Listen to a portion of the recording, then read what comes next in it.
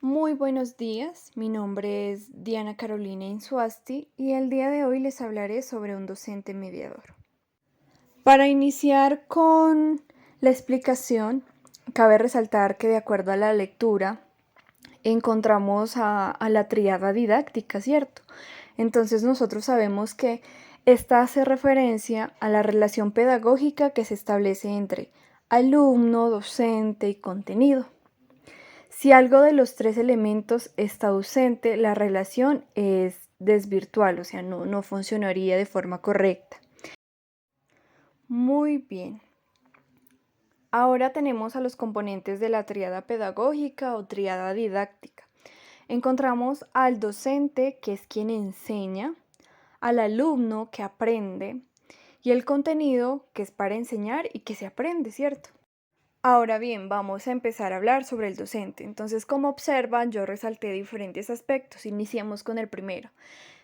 El docente debe ser capaz de accionar práctico para la transposición, es decir, si se encuentra en un tema complejo que debe dar en clase, entonces lo tengo que hacer de manera más sencilla, más de forma dinámica para que los niños lo puedan comprender, se les sea más fácil, ¿sí?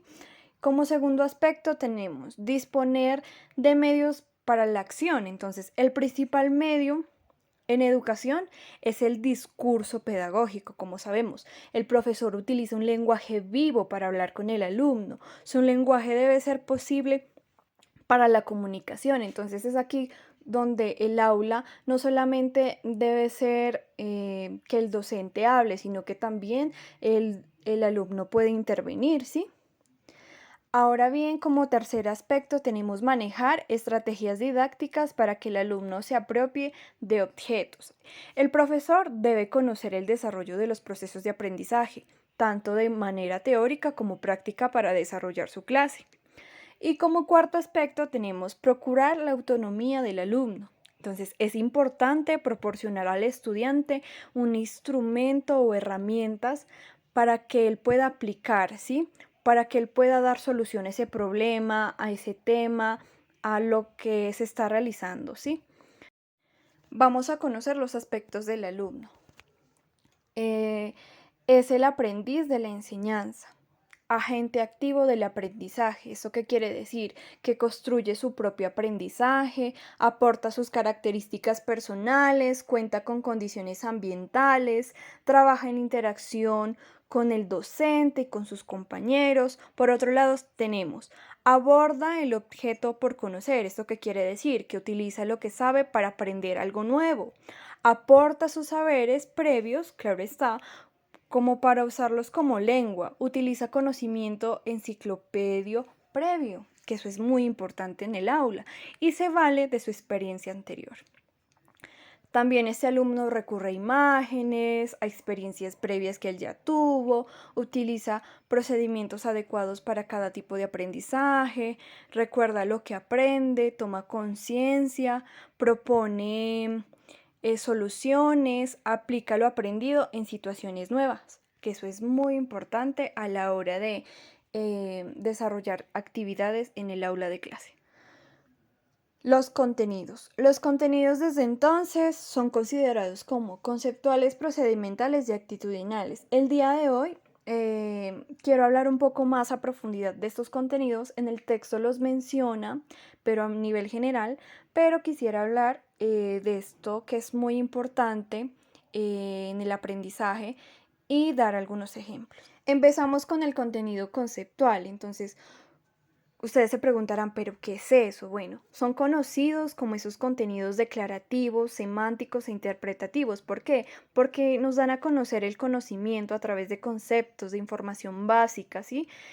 Sobre un tema en específico. El aprendizaje de estos contenidos como tal necesita de estrategias complejas para evitar la memorización y se basa en aprendizaje más significativo, que enriquezca de una actitud más activa respecto al aprendizaje. Como ejemplos, podemos encontrar, identificar las causas de la pandemia, explicar qué es un sustantivo propio. Contenidos procedimentales, llamados también argumentativos. Es un conjunto de acciones ordenadas, orientadas a transferir conocimiento, pero de manera significativa. Algunos procedimientos son los hábitos, habilidades, estrategias, algoritmos y métodos. Procedimiento implica qué? Implica saber hacer de manera ordenada y con metas bien definidas. Algunos ejemplos son elaborar un mapa conceptual o demuestra el algoritmo para multiplicación en fracciones, ¿sí? Entonces estos son algunos ejemplos de contenidos procedimentales. Contenidos procedimentales, llamados también argumentativos. Es un conjunto de acciones ordenadas, orientadas a transferir conocimiento, pero de manera significativa. Algunos procedimientos son los hábitos, habilidades, estrategias, algoritmos y métodos. Procedimiento implica qué? Implica saber hacer de manera ordenada y con metas bien definidas. Algunos ejemplos son elaborar un mapa conceptual o demuestra el algoritmo para multiplicación en fracciones, ¿sí? Entonces estos son algunos ejemplos de contenidos procedimentales. Contenidos actitudinales, llamados propositivos. ¿Por qué? Porque comprende los pensamientos, los sentimientos, las emociones, ¿sí? Que se demuestran por medio de la conducta. Es el aprendizaje de valores, de esas normas y esas actitudes. Algunos ejemplos de contenidos actitudinales son: se preocupa por cuidar la naturaleza, respeta la opinión de los demás, reconoce la individualidad de cada persona y la respeta, ¿sí? Esos son algunos ejemplos. Competencias de un docente. De acuerdo al texto se resaltan varias competencias, pero yo quise resaltar 9 que personalmente considero son esenciales y necesarias y que en el texto las menciona, ¿sí? Entonces, como primera competencia es organizar y llevar a la práctica situaciones de aprendizaje. ¿Esto qué quiere decir? Que el docente debe tener la habilidad para relacionar a los alumnos en la participación o desarrollo de una actividad que les proporcione herramientas para enfrentarse a situaciones de la vida real. Ahora bien, como segunda competencia, gestionar la progresión de los aprendizajes. Entonces, el docente debe implementar estrategias para gestionar el avance de los aprendizajes por medio de situaciones problema, con relación, eso sí, con relación a la realidad de cada estudiante. Como tercera, encontramos fomentar estrategias de inclusión. Entonces, aquí se fomenta el trabajo colaborativo con base ¿qué? Con base a la tolerancia y el respeto a la integridad del otro. Aquí se tienen en cuenta mucho los valores. Y por eso considero que es esencial como competencia.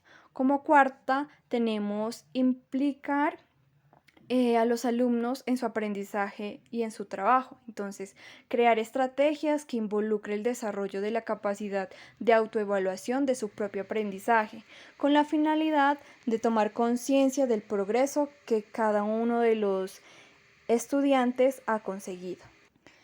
Quinto, trabajo en equipo. Tener la capacidad de involucrar a los estudiantes en el trabajo en equipo e impulsar el liderazgo con la finalidad de que el equipo trabaje con entusiasmo, ánimo, armonía hacia el logro de una meta o un objetivo propuesto. Sexto, participar en la gestión escolar. Entonces, involucrarse y participar en la gestión de la escuela, desarrollando competencias administrativas, de coordinación y organización del factor humano para crear un clima en la institución que sea agradable. Séptimo, aprender y aplicar nuevas tecnologías, ser capaz de utilizar las nuevas tecnologías, incorporando los métodos activos por medio de competencias tecnológicas y didácticas. Octavo, afrontar deberes y dilemas éticos de la profesión. Entonces aquí nos habla de que afrontar los deberes y dilemas éticos se hacen con la finalidad de cultivar la competencia comunicativa, es decir, la capacidad de una persona para comportarse y comunicarse de manera eficaz y adecuada. 9. Capacitarse continuamente, tener la capacidad de garantizar y fomentar la propia formación continua. ¿Esto con qué? Con la finalidad de ser constante, competitivo en el mundo globalizado que es la educación, ¿cierto?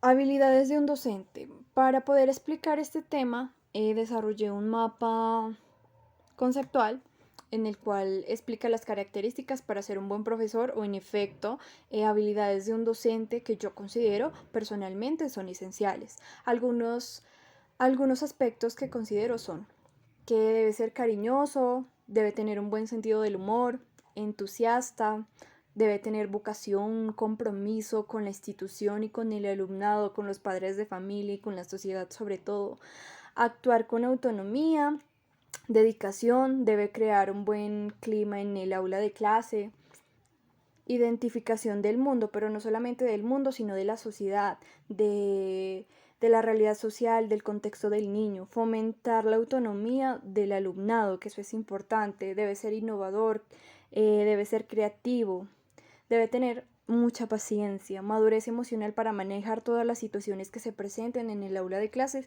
que como sabemos no son fáciles. Compensar las desigualdades, es decir, trabajar desde la igualdad, ¿sí? Debe tener seguridad en sí mismo, adaptación, ser amable, optimista y debe tener una buena relación con la comunidad educativa, que es esencial. Muchas gracias a todos por su participación.